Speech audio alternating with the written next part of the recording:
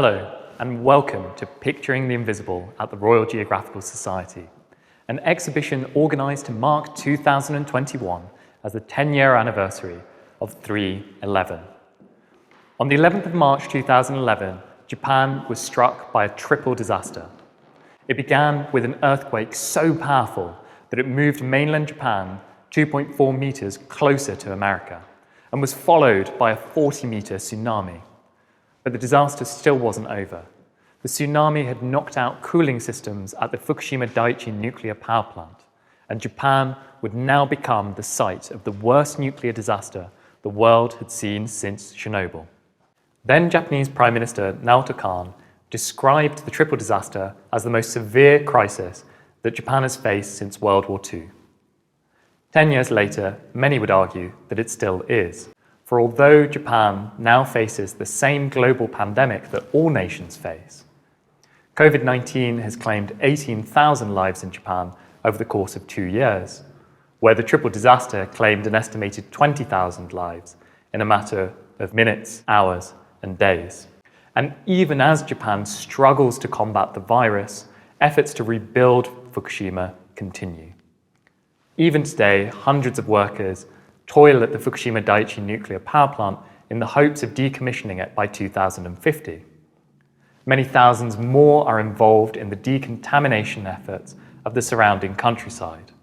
There are many parts of Fukushima that are not considered habitable. 35,000 people are still unable to return to their homes. And even today, trust in the government and its scientific advice remains bruised by the memory of the Fukushima Daiichi disaster and what was widely perceived to be a slow and sluggish crisis response. This exhibition brings together 7 talented artists to examine the lingering legacy of 3/11, and it pairs their work with 14 essays provided by activists, authors, academics and policymakers, which you can find on our website, picturingtheinvisible.art. So the first piece that our visitors see is this wonderful image by Yoi Kawakubo. And the first thing that hits you about it is its sheer size. It's almost 2 meters high and 1.5 meters wide and weighs in at an impressive 20 kilos. Something of a challenge when you're working in a grade 2 listed building. But long after you've gotten over its scale, you're left with a sense of mystery. What is it? I mean, when I first saw it, I wondered if it might be some form of abstract painting. You've got these luminous greens, almost suggesting an ink wash, and deep purples, with hints of blue and yellow. But then, if you look closer, you see that the surface is beautifully textured throughout. You've got these almost spiderweb-like cracks over here, and these concentric circles throughout the center, almost OS map-like. We have these rather angry black marks, splatter-like in places, almost burn-like in others. So not an abstract painting, and certainly not a wash then. So what is it? Well, as is so often the case, we find the answer in the edges of the frame, where we find not an artist's signature, but Fujifilm. To produce this piece, Yoi Kawakubo donned personal protective equipment and wandered into the evacuated territories in Fukushima. There, he took Fujifilm stock and buried it into the contaminated soil. Months later, he returned and disinterred the film. In some cases, the film was completely corroded or so overexposed that he simply got a black image. But in other cases, like this one, he got these beautiful colours produced by the touch of radiation on the film. In that sense, this piece is one of the most literal takes on the title of the exhibition, Picturing the Invisible. It's a piece made by radiation. And he chose to title this series of works, If the Radiance of 1,000 Suns Were to Burst into the Skies at Once, a quote from Hindu scripture, but in this context also an allusion to the birth of the nuclear age. Famously, at the Trinity bomb test, when a nuclear device was detonated successfully for the first time, Robert Oppenheimer, the father of the atomic bomb and the director of the Manhattan Project, looked upon the conflagration and uttered the immortal words, "I am become death, destroyer of worlds." Also a quote from Hindu scripture. Through his combination of the monumental scale of the piece, the theological title, and this rather mysterious and abstract image, I think Yoi wants to capture a sense of the nuclear sublime.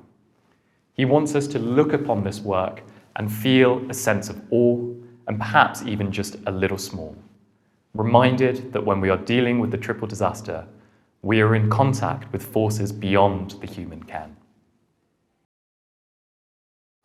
Many of our guests are captivated by this slightly eerie piece by Rieko Shiga. While many of the artists in this exhibition were drawn to the site of a disaster, Shiga was already there. Having won the coveted Kimura Ihe Prize in 2008, she'd grown uneasy with the conveniences of modern living and chose to relocate to Kitakama, a rural fishing village on Japan's northeastern seaboard. And there she was working on her next series of work when disaster struck. Many in the village lost their lives, homes were destroyed, and Shiga's own studio was heavily damaged, with many of the works that she'd been producing for the last 3 years lost forever. But miraculously, some survived, including this work that you see today. But Shiga wasn't just interested in saving her own photographs. As reconstruction efforts proceeded and people began to clear the rubble left by the earthquake and tsunami, they often found family photographs, which they took to local community centres. And there they lay, often covered in dirt and grime, and in some cases were starting to go a little mouldy. As the resident photographer, Shiga took it upon herself to start cleaning these photographs and grouping them, trying to identify the people in them and return them to their rightful owners. The reactions to this work were varied. As we might expect, in some cases, people were incredibly grateful to be reunited with these family photographs. But others asked her simply to throw them away. For them, the photos were now too painful to look at, a reminder of a life and in some cases loved ones that they had lost forever. The context of the photos had changed. But the same is also true of Shiga's images. While this photograph was taken before the 2011 disaster, the way in which we engage with it is, of course, dramatically altered by the Great East Japan earthquake, tsunami, and nuclear disaster. The rather ghostly appearance of the couple feels all the more poignant in a context where so many lost their lives. And then, of course, this branch-like growth running through the male figure takes on new and slightly carcinogenic implications in the wake of a nuclear disaster. But I like to think that it's not a straightforwardly threatening image, that there is a degree of ambiguity here.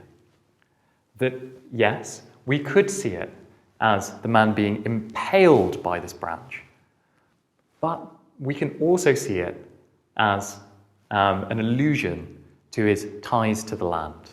As Shiga alludes to with the title of the piece, Portrait of Cultivation, the Tohoku region is a heavily agricultural part of Japan, where many people have very intimate and close ties to the land that they, and in some cases previous generations, have worked.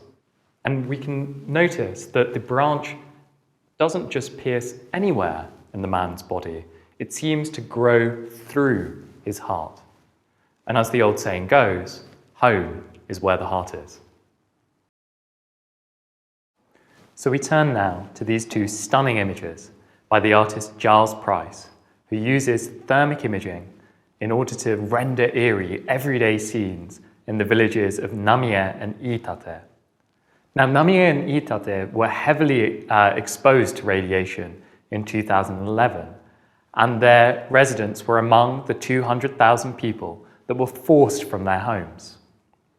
But in 2017, the government declared that through both the natural decay of radiation and concerted decontamination efforts, the villages had been made safe for habitation again. Giles Price was there, photographing people as they began returning to these areas of Fukushima. But despite these assurances of safety, many have chosen not to return. In some villages, only around a third of original residents have returned to the village following the lifting of the evacuation orders. And in many cases, those who do return are old. In Yamakiya village, for example, 70% of returnees are aged 60 or older. Those that do return also face new challenges. This is a predominantly agricultural region. But farmers returning to Fukushima frequently find that many consumers wish to avoid produce made in Fukushima, posing an additional challenge for those who have already been through so much and now trying to rebuild their lives. Well, I hope you've enjoyed this brief tour of Picturing the Invisible, and we'll take the time to check out our website where you can see all the works and all the accompanying essays. I'd like to thank all the contributors and the RGS for hosting this exhibition, and I'm pleased to say that it will be hosted by the Technical University of Munich in June 2022. I hope to see some of you there.